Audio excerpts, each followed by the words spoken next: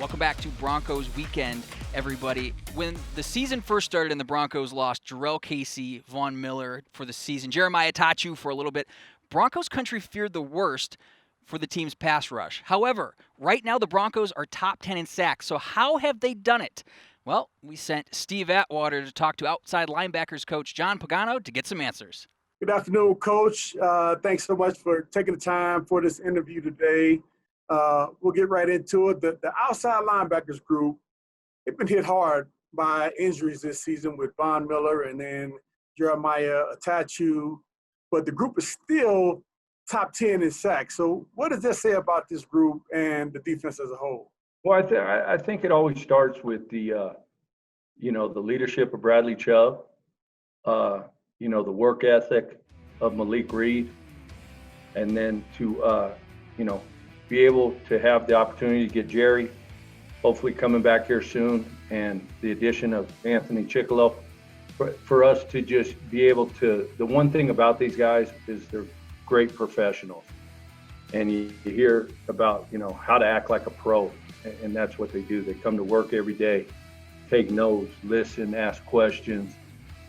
When they hit the field, an individual, they work. Yeah, that's awesome. Yeah, I heard Bradley Chubb talking about how Malik Reed works, and he kind of looks up to him as well for the way that he does things. That's awesome. Malik's one of those guys that is just a true pro, Steve. I mean, just unbelievable on how I always, those younger players that come into the league that I always refer to them. They're a sponge, and they just want to soak up as much info as you can give them.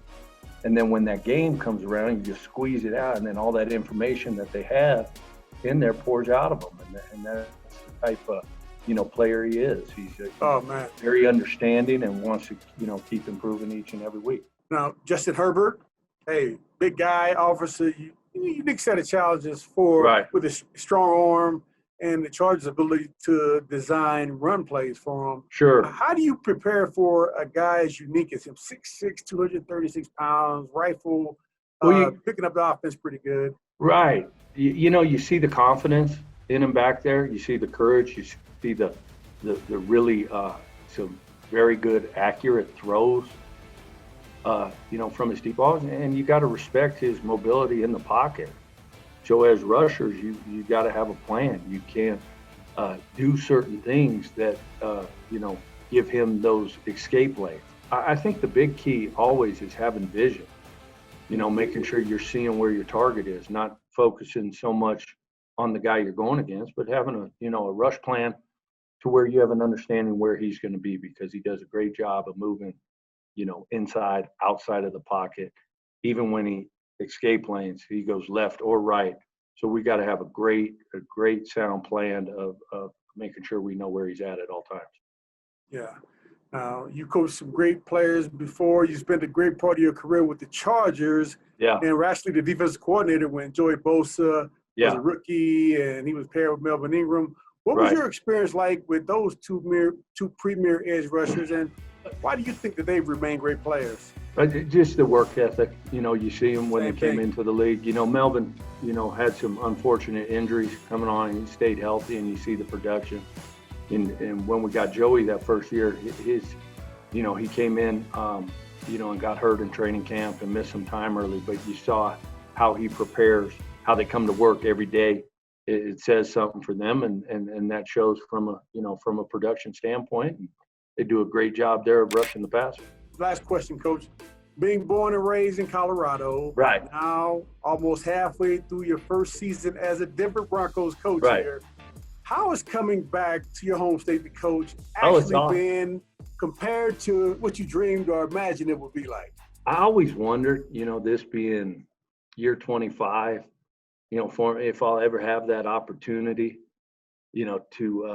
to coach here, and it was such a, I can't thank Coach Vic and John giving me the opportunity to come here and do this. And it's good to be, it's good to be home. I miss, during the pandemic, just no crowds being in there, because having to come having to come here all those years and hear the crowd and hear that, and not to not to yet experience that. So hopefully, we can at one time. But just how loud it was being on that, the opponent's sideline. But it's awesome. Seeing guys like you, Steve, and guys, just growing up, going through high school, college, and just being a fan of all you guys and being able to see that has been awesome. Yeah, well, hey, I know what you mean. It's beautiful here. Hopefully the fans will be back in the stands before too long here. Sure. Well, Coach, hey, thank you so much again. Continued success. Let's get the dub, man. We need that dub this week. Yeah, we need it. We need it. We need that dub. All right, buddy. Thank you.